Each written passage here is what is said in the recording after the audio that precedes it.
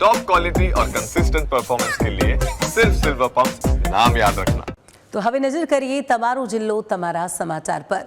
દાહોદમાં આદિવાસી રેલી દરમિયાન ડીજે લઈ જવાના મુદ્દે મોટી બબાલ સર્જાઈ। શહેરમાં ડીજે પર પ્રતિબંધ હોવાથી પોલીસે તેને આગળ વધતું અટકાવ્યું હતું। આ કાર્યવાહીથી ઉશ્કેરાયેલા ટોળાએ અચાનક પોલીસ પર પથ્થરમારો શરૂ કરી દીધો, જેમાં કેટલાક પોલીસકર્મીઓ ઘાયલ થયા હતા। પરિસ્થિતિ વણસતા એલસીબી અને એસઓજી સહિતની પોલીસ ટીમો તાત્કાલિક ઘટના સ્થળે દોડી આવી। બેકાબુ બનેલા ટોળાને શાંત કરવા અને કાબૂમાં લેવા માટે પોલીસે ટીયર ગેસના સેલ છોડ્યા હતા। હાલમાં શહેરમાં પરિસ્થિતિ સંપૂર્ણપણે કાબૂમાં આવી છે અને હુમલાખોરોને ઝડપી પાડવા માટે પોલીસે સઘન કોમ્બિંગ ઓપરેશન હાથ ધર્યું છે। ઓગસ્ટ આજે દાહોદમાં વિશ્વ આદિવાસી દિવસની ઉજવણી થઈ રહી છે, જ્યારે દાહોદ જિલ્લામાં ડીજે પર સંપૂર્ણ પ્રતિબંધ મૂકવામાં આવ્યો હતો। જ્યારે આજે ગોધરાવાડ ખાતે એક ટોળા દ્વારા ડીજે લઈને આવી રહ્યા હતા, તે દરમિયાન પોલીસે ડીજેને રોક્યું હતું। તે દરમિયાન પોલીસ અને યુવકો વચ્ચે ઘર્ષણ થયું હતું। હું કેમેરામેનને કહી શકે તમને અમુક દ્રશ્યો બતાવે છે। પોલીસ અને ડીજે સાથે જે લોકો આવેલા હતા તે બંને વચ્ચે ઘર્ષણ થયું હતું ને ઘર્ષણમાં સામસામે પથ્થરમારો થયો હતો અને પથ્થરમારાઓમાં કેટલાક પોલીસ કર્મીઓને ઈજા પણ પહોંચી હતી અને કે પથ્થરમારામાં જે નુકસાન થઈ રહ્યું છે તમે જોઈ શકો છો। જે આ ગાડીઓને પણ નુકસાન થવા માંગ્યું હતું અને ટોળા દ્વારા પથ્થર સામસામે મારવામાં આવ્યો હતો, જ્યારે પોલીસનો કાફલો ઘટના સ્થળે પણ આવી ગયો હતો અને તમે જોઈ શકો છો કે રોડ પર જે આ પથરાવ થયો છે પોલીસની ઉપર, તે સતત પથ્થરમારો થયો હતો અને એમાં કેટલા પોલીસ કર્મીઓ ઘાયલ થયા હતા અને તે દરમિયાન એલસીબી એસઓજીની ટીમ પણ ઘટના સ્થળે પહોંચી આવી હતી અને ત્યાર પછી પોલીસે સંપૂર્ણ વસ્તુ કાબૂમાં લીધો હતો અને ત્યાર પછી જે લોકો અહીંયાથી જે ફરાર થયા હતા પોલીસે પકડવાના તજવીજ હાથ ધરી છે। Nilu Dodiya, news capital, Dahod.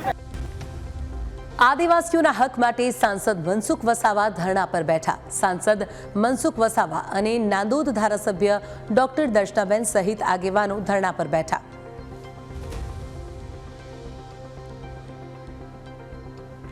દાહોદમાં પોલીસ પર હુમલા મામલે મોટો ખુલાસો। આપના આગેવાનો ડીજે લાવ્યાનો પોલીસનો મોટો ખુલાસો। ડીજે ખાનગી વાહનોથી રસ્તો બ્લોક કરી ભારે બબાલ। આઈ સપોર્ટ ચેતર વસાવાના બેનરો સાથે ડીજે ટોળાને ઉશ્કેરી પોલીસ પર ભારે પથ્થરમારો કરાવ્યો। વિડીયો ફૂટેજ આધારે હુમલાખોરોની સઘન તપાસ શરૂ। લોકોને વારંવાર સમજાવી કે સાંસ્કૃતિક રેલી છે, એ રેલી છે ઓલરેડી અડધો પસાર થઈ ગયો છે, આપની કોઈ મંજૂરી પણ થતા પણ તમે જામ કરી રહ્યા છો, તો રસ્તો છે ખુલ્લો મૂકી દો અને એમ્બ્યુલન્સ તથા અન્ય વાહનો જવા આવવા માટે નહીં તમે એલાવ કરો। છતાં પણ લોકો સમજાના હતા અને એ પૈકીના અમુક આગેવાનો હતા, એ આગેવાનો તે લોકોને ઉશ્કેરી અને હલ્લાબોલ કરવાનો પ્રયત્ન કરતો અને ધક્કામુક્કી કરી હતી, જેથી પોલીસે જરૂરી કાર્યવાહી કરી અને રસ્તો ખુલ્લો કરાવ્યો હતો અને રસ્તો સંપૂર્ણપણે ખુલ્લો થયેલો છે। આમાં આગળની જે બી કાયદેસરની કાર્યવાહી છે એ નિયમોનુસાર કરવામાં આવશે। આદિવાસીઓના હક માટે સાંસદ મનસુખ વસાવા ધરણા પર બેઠા। સાંસદ મનસુખ વસાવા અને નાંદોદ ધારાસભ્ય ડોક્ટર દર્શનાબેન સહિત આગેવાનો ધરણા પર બેઠા। આદિવાસીઓને જંગલ જમીન ખેડવા ન દેવાના મુદ્દે વિવાદ વધુ વકર્યો। વિશ્વ આદિવાસી દિવસે આદિવાસીઓ સરકાર સામે ધરણા પર બેઠા। સાંસદ મનસુખ વસાવાએ સુરત જિલ્લા કલેક્ટરને પત્ર લખ્યો હતો। આદિવાસીઓને ન્યાય અપાવવાની સાંસદ મનસુખ વસાવાની મુખ્ય માંગ। જંગલ જમીનના હક માટે આદિવાસીઓનું આંદોલન યથાવત છે।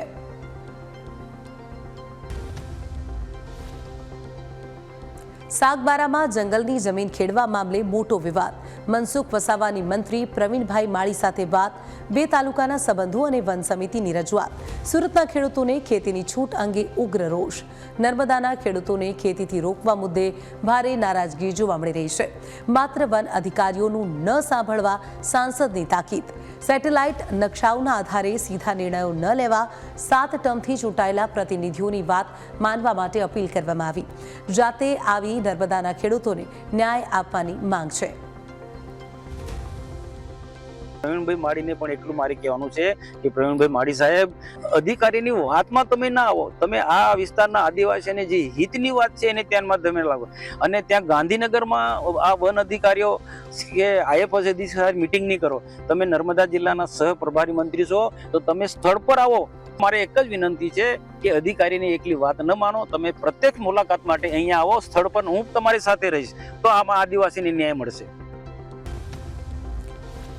અમદાવાદના આનંદનગરમાં આઘાતજનક ઘટના બની। જોધપુર વિસ્તારમાં રહેતી વિદ્યાર્થીની સાથે દુષ્કર્મ ગુજરવામાં આવ્યું।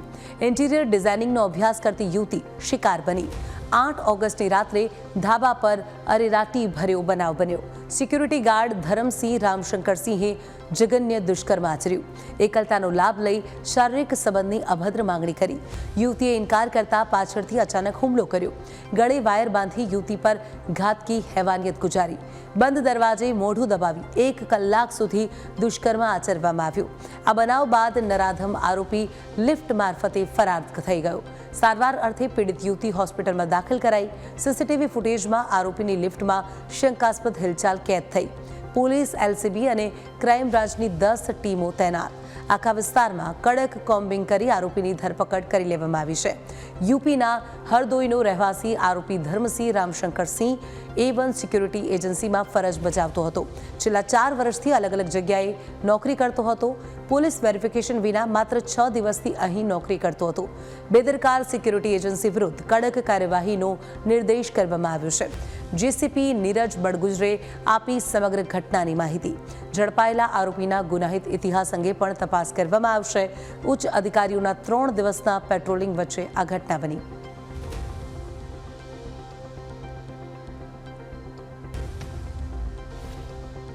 ગાંધીનગરમાં 17 વર્ષીય સગીરા પર જઘન્ય દુષ્કર્મ ગુજારવામાં આવ્યું. કલોલની 17 વર્ષીય પીડિતા નરાધમનો શિકાર બની. પેથાપુરના દિશાંત શર્મા પર દુષ્કર્મનો ગંભીર આરોપ છે. અજાણ્યા ગેસ્ટ હાઉસમાં સગીરા પર ભયાનક બળાત્કાર ગુજાર્યો. દુષ્કર્મ બાદ ગુપ્ત ભાગે ગંભીર ઇજાઓ પહોંચી. સતત અતિશય રક્તસ્રાવના કારણે પીડિતા હોસ્પિટલમાં દાખલ. 4 અલગ હોસ્પિટલમાં સારવાર છતાં કરુણ મોત નીપજ્યું. મૃતક સગીરાના પિતાની પેથાપુર પોલીસ મથકે ફરિયાદ.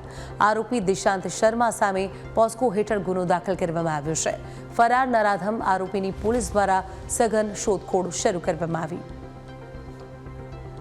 છોકરીની એજ 18 વર્ષથી ઓછી હતી, તો એના કારણે પેથાપુર પોલીસે 8 તારીખના રોજ એક FIR દર્જ કરી હતી BNSની કલમો અને પોક્સો એક્ટ હેઠળ. એના પછી આરોપીને કસ્ટડીમાં પણ લઈ લીધું હતું.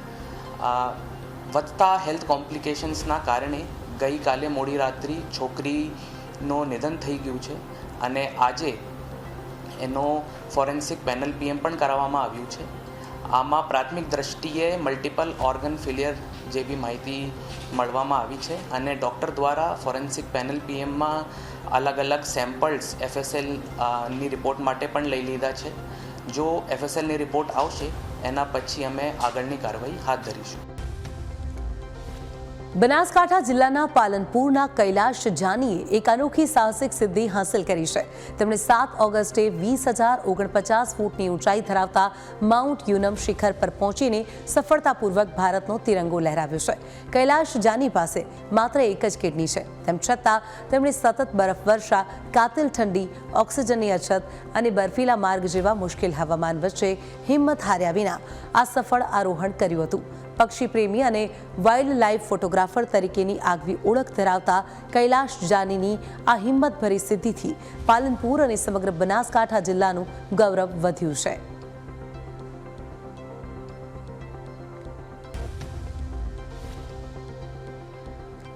ડાંગના સાહસિક યુવાન ભુવાન રાઠોડે હિમાલયમાં મોટું સાહસ ખેડ્યું છે. ભુવાને 6,111 મીટર ઊંચા માઉન્ટ યુનમ શિખર પર સફળતાપૂર્વક ભારતનો તિરંગો લહેરાવ્યો છે. આ ચઢાણ એટલું કઠિન હતું કે કુલ 10 પર્વતારોહકોની ટીમમાંથી માત્ર 4 જ પર્વતારોહકો શિખર સર કરી શક્યા, જેમાં ભુવાનનો સમાવેશ થાય છે. આ શાનદાર સિદ્ધિ મેળવવાની સાથે જ ભુવાન રાઠોડે પોતાના નામે 7મો પર્વતારોહણ રેકોર્ડ પણ નોંધાવ્યો છે. ડાંગના આ યુવાનની સિદ્ધિથી સમગ્ર ગુજરાતનું નામ રોશન થયું છે અને દેશભરમાંથી તેમની આ હિંમતને સલામ કરવામાં આવી રહી છે. હવે ભુવાન રાઠોડનું આગામી લક્ષ્ય માઉન્ટ એવરેસ્ટ પર દેશનો સૌથી મોટો તિરંગો લહેરાવવાનું છે.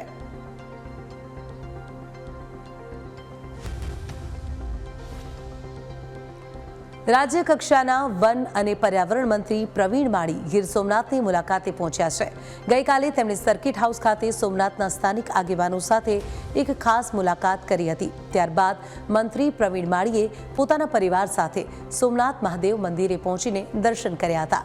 મંદિરમાં હાલમાં શરૂ થયેલ વિશેષ સ્વાભિમાન પર્વ પૂજાનો પણ તેમણે સપરિવાર લાભ લીધો હતો. આ પવિત્ર મુલાકાત દરમિયાન મંત્રી પ્રવીણ માળીએ સોમનાથ મહાદેવના ભવ્ય ઇતિહાસને પણ યાદ કરીને વાગોળ્યો હતો. સાંસ્કૃતિક વિકાસ અને વારસો આ તમામનું સમન્વય કરી અને જે પ્રકારે કામગીરી કરી છે તે પ્રમાણે સ્વાભિમાન પર્વ પૂજાની શરૂઆત માન્ય દેશના યશસ્વી વડાપ્રધાન શ્રી મોદી સાહેબે કરેલી છે. આજે મને મારા પરિવાર સાથે પૂજા કરવાનો અવસર મળ્યો છે. દેવોના દેવ મહાદેવને પ્રાર્થના કરી છે કે જગત કલ્યાણાર્થની શક્તિ આપે, દેશના યશસ્વી વડાપ્રધાન હજી વધુમાં વધુ જન કલ્યાણના કામો કરે એવી શક્તિ આપે એવી પ્રાર્થના પણ કરી છે. સુરેન્દ્રનગરમાં આગામી દશામાના પર્વને લઈને તૈયારીઓ તેજ બની છે. મૂર્તિ બનાવતા કારીગરો છેલ્લા 6 મહિનાથી કાચો માલ લાવીને રાત દિવસ મૂર્તિઓ તૈયાર કરવામાં વ્યસ્ત છે.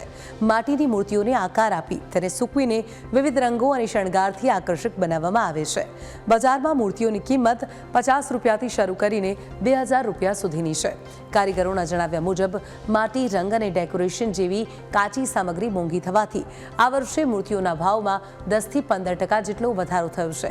જોકે ભાવ વધારા છતાં ભક્તોમાં ભારે શ્રદ્ધા છે અને બજારમાં ખરીદી માટે લોકોનો અનેરો ઉત્સાહ જોવા મળી રહ્યો છે, જેનાથી કારીગરોને સારા વેચાણની આશા છે. મૂર્તિ બનાવવાનું કામ તો હજી 5 થી 6 મહિના જેવું થયું. એટલે ધીમે ધીમે બનાવીએ તો 200-300 નંગ જેવા બને. પછી વરસાદના કારણે શું કે કામ બંધ થઈ ગયું હતું અને થોડોક વધારે નુકસાન થઈ ગયું, પલળી ગયો ને માલ. એ હિસાબે ભાવ વધારે છે આ વખતે, કેમ કે બધી વખતે પીઓપીમાં, પાવડરમાં, ભૂસામાં, કલરમાં બધામાં ભાવ વધીને આવ્યા છે. હાલમાં દશામાની તૈયારી છે અને વ્રત ખૂબ નજીક છે. 3 દિવસની વાર છે દશામાના વ્રતમાં અને અમે હાલમાં દશામાની મૂર્તિ બનાવી અને તૈયાર કરી તમે જોઈ શકો છો. એક મૂર્તિમાં કેટલો સમય લાગે તૈયાર થતા? મૂર્તિમાં મિનિમમ આપણે 2-2.5 કલાક થાય બનાવતા કાચી મૂર્તિ, અને કલર કરતા હાથ બનાવતા આપણે 1 દી જાય. મિનિમમ 50 થી લઈને 1950, 2000 ઓર્ડર પ્રમાણે મૂર્તિ તમને મળી જાય. જેવો ઓર્ડર આવે ને એવી મૂર્તિ બનાવી આપી. અમદાવાદમાં ધાર્મિક આસ્થાના નામે લોકોને ઉશ્કેરવાનો પ્રયાસ. ખાડિયાના ત્રંબકેશ્વર મહાદેવ મંદિર મામલે મોટું જુઠ્ઠાણું. સનાતનીઓને ભેગા કરવા સોશિયલ મીડિયા પર આહવાન. 50 વર્ષથી બંધ મંદિરમાં પૂજા કરવાની પોસ્ટ.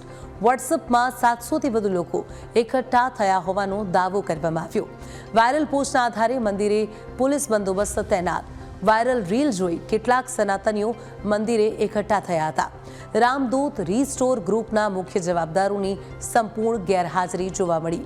એએમસી દ્વારા મંદિરનો હેરિટેજ સાઇટમાં સમાવેશ, ખાડિયાનું વાતાવરણ ડહોળવાનું કાવતરું હોવાના આક્ષેપ પણ કરવામાં આવી રહ્યા છે. 300 વર્ષથી આ જગ્યા અમારી માલિકીની છે તેમ માલિક દ્વારા કહેવામાં આવ્યું હતું. ખાનગી માલિકના આ મંદિરનો હાલ જીર્ણોદ્ધાર ચાલુ છે. ખોટી વાતોમાં આવી એકઠા ન થવા અપીલ. રામદૂત રિસ્ટોરના 2 સભ્યોનો કેમેરા સામે ઇનકાર. સાફ સફાઈ અને પૂજાનો આજનો કાર્યક્રમ રદ.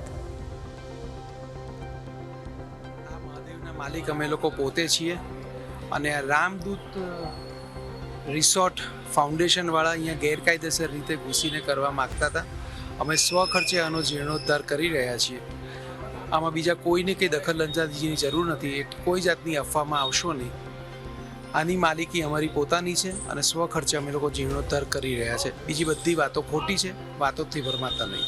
એ લોકોએ સોશિયલ મીડિયાની અંદર ખોટી રીલો ફેરવી દીધી કે અહીંયા કોઈ કરતું નથી કામને, જીર્ણોદ્ધાર આપણે કરીએ અને આપણે લોકો આ બધી પૂજાને બધું કરીએ, પણ બધી ખોટી વાતો હતી, ખોટા વિડીયો હતા, જૂના વિડીયો હતા અને અમારું જીર્ણોદ્ધારનું કામ ચાલી જ રહ્યું છે જે અમે લોકો સ્વખર્ચે કરી રહ્યા છીએ.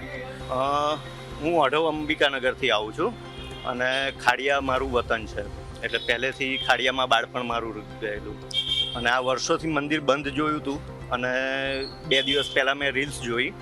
રીલ્સમાં જાણવા મળ્યું કે અહીંયા પૂજા વિધિ ચાલુ થવાની છે, એટલે હું પૂજા કરવા માટે, શિવજીની આરાધના કરવા માટે આવ્યો હતો. ખાડિયાના ઘણા દરેક પોળોએ જે મંદિરો, મહાદેવો છે ત્યાં આગળ પૂજા કરેલી છે મેં, અને આ એક મંદિર બાકી હતું. વર્ષોથી ઈચ્છા હતી કે આ મંદિરમાં પૂજા વિધિ થાય અને મને પણ એનો લાવો મળે. એના માટે થઈને હું અહીંયા પૂજા કરવા માટે આવ્યો હતો. ખાડિયામાં જે મંદિરનો વિવાદ છે તે મંદિરની વિવાદની શરૂઆત છે તે ક્યાંથી થઈ હતી તેના આ દ્રશ્યો પણ તમે જોઈ લો.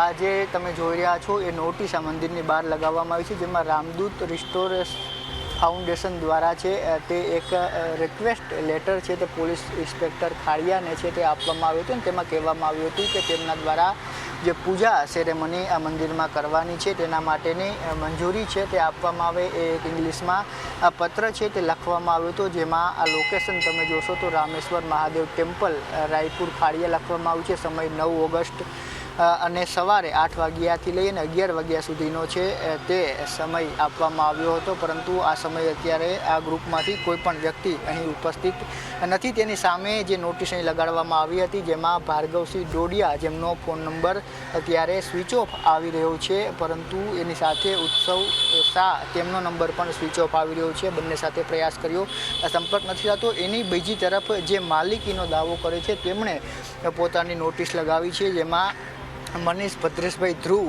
છે તેમણે નોટિસ અહીં રાખી છે અને તેમાં તેમણે પોલીસ ઇન્સ્પેક્ટરને લખ્યું છે કે કાયદેસરની કાર્યવાહી કરવા બાબત, અને તેમાં તેમણે ઉલ્લેખ કર્યો છે કે હું અહીં આ સરનામા ઉપર મારા કુટુંબ સાથે રહું છું. પેઢીઓ જૂનું પર્સનલ માલિકીનું આ મહાદેવનું મંદિર છે અને જીર્ણોદ્વાર છે તે અમે સૌ કુટુંબીજનો દ્વારા સ્વખર્ચે કરી રહેલ છે. જે કામ આજે પણ ચાલુ છે. 3 દિવસ અગાઉ મંદિર પટાંગણમાં જ્યારે કામકાજ નિરીક્ષણ કરતો હતો ત્યારે ભગવતસિંહ ડોડિયા, ઓમભાઈ, દિવ્યભાઈ મને મળવા આવ્યા હતા ને એ સમયે આ પ્રાઇવેટ પ્રોપર્ટી છે એવી મેં એમને વાત કરી હતી. તેમ છતાં પણ તેમણે તાળું તોડવાનો પ્રયાસ કર્યો અને ત્યારે હવે તેમણે દ્વારા એક રીલ્સ છે તે મૂકવામાં આવી છે અને તેને લઈ અને લોકોને અહીં એકઠા કરવા માટે પણ કહેવામાં આવી રહ્યું છે. ત્યારે હું પોલીસ પાસેથી સંરક્ષણ, કાયદાની સારી વ્યવસ્થા જળવાય અને આવી રીતે કોઈ લોકો ભેગા ન થાય તેની આશા રાખું છું. એટલે આ તમામ બાબતોને લઈને છે તે વિવાદ શરૂ થયો હતો. એટલા માટે ત્યારે પોલીસ છે તે અહીં પહોંચી છે અને અન્ય કોઈ પણ ટોળું એકઠું ન થાય તે માટે પ્રયાસ કરી રહી છે. કેમેરા પર્સન હર્ષ સાથે જયેશ ચૌહાણ, ન્યૂઝ કેપિટલ, અમદાવાદ. સુરતમાં ફોસ્ટા દ્વારા એજીએમ 2026નું ભવ્ય આયોજન કરવામાં આવ્યું હતું. આ ખાસ કાર્યક્રમમાં નાયબ મુખ્યમંત્રી હર્ષ સંઘવી વિશેષ ઉપસ્થિત રહ્યા હતા, તેમજ મોટી સંખ્યામાં કાપડના વેપારીઓએ પણ હાજરી આપી હતી. આ કાર્યક્રમમાં જણાવ્યા મુજબ નાયબ મુખ્યમંત્રી હર્ષ સંઘવીના પ્રયાસો બાદ કાપડ માર્કેટમાં છેતરપિંડી અંગે 250થી વધુ FIR દાખલ કરવામાં આવી છે. આ ઉપરાંત કાપડના વ્યવસાય સાથે જોડાયેલા 97 જેટલા લોકો વિરુદ્ધ પાસા હેઠળ કડક કાર્યવાહી પણ કરવામાં આવી છે. પોલીસની આ કડક કાર્યવાહીના પગલે સુરતના માર્કેટમાંથી આવા ચીટરો અને લેભાગુ તત્વો ગાયબ થઈ ગયા છે. ये टेक्सटाइल पॉलिसी ये वक्त रिवॉल्यूशनरी है और देश भर में से नए इन्वेस्टमेंट खास तौर पे गारमेंटिंग के लिए वो साउथ गुजरात में बहुत ही बड़े पैमाने में आ रहे हैं. मैं केवल देश भर की बात नहीं कर रहा हूँ, दुनिया भर में ये वक्त वाइब्रेंट गुजरात में गारमेंटिंग सेक्टर में कई बड़ी एंकर कंपनी सूरत एवं दक्षिण गुजरात में अपना निवेश करने आ रही है. સુરતના વિજયાલક્ષ્મી હોલ ખાતે મહિલા સશક્તિકરણના ઉદ્દેશ્યથી મોન્સૂન એડિટ 2026નું ભવ્ય આયોજન કરવામાં આવ્યું હતું. ધાનેરા ગ્રુપ દ્વારા આયોજિત આ છઠ્ઠા કાર્યક્રમમાં નાયબ મુખ્યમંત્રી હર્ષ સંઘવી ખાસ ઉપસ્થિત રહ્યા હતા. આ આયોજન કોઈ નફા કે નુકસાનના ધોરણે નહીં, પરંતુ મહિલાઓ પારિવારિક જવાબદારીની સાથે પગભર થઈ શકે અને પુરુષોની સમકક્ષ બની શકે તેવા ઉમદા હેતુથી કરવામાં આવ્યું હતું. આ કાર્યક્રમમાં મોટી સંખ્યામાં મહિલાઓએ ભાગ લઈને પોતાની પ્રતિભા બતાવવા વિવિધ સ્ટોલ લગાવ્યા હતા. અહીં ખાણીપીણીથી લઈ અને રક્ષાબંધનની રાખડી, કપડાં અને દાગીના સહિતના તમામ સ્ટોલ ઉપલબ્ધ હતા, જેમાં 10 રૂપિયાથી લઈ 80 લાખ રૂપિયા સુધીની વસ્તુઓ રાખવામાં આવી હતી. આ ઉપરાંત મહિલાઓને MSMEની વિવિધ યોજનાઓ વિશે પણ માર્ગદર્શન આપવામાં આવ્યું હતું. જૈન સમાજ અને દાતા શ્રેષ્ઠીઓના સહયોગથી ઘરેથી નાનો બિઝનેસ કરતી બહેનોને સમાજમાં આગળ લાવવાનો આ એક શ્રેષ્ઠ પ્રયાસ છે.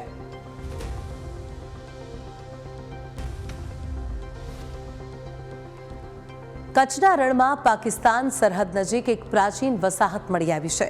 કચ્છ યુનિવર્સિટી અને ઓક્સફર્ડ યુનિવર્સિટીના સંયુક્ત સંશોધનમાં ઐતિહાસિક સફળતા મળી છે.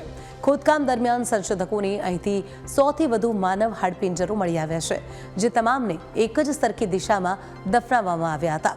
આ ઉપરાંત માટીના વાસણો, ટેરાકોટા, તાંબાના સિક્કા, દીવા અને ઊંટના રમકડા પણ મળી આવ્યા છે. આ પ્રાચીન વસાહતને હાલ કામચલાઉ ધોરણે બરબાદપુર નામ આપવામાં આવ્યું છે.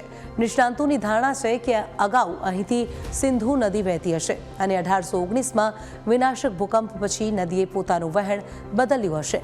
હવે ભારત સરકારના પુરાતત્વ વિભાગની મંજૂરી મળ્યા બાદ આ સ્થળનું વધુ વૈજ્ઞાનિક સંશોધન કરવામાં આવશે.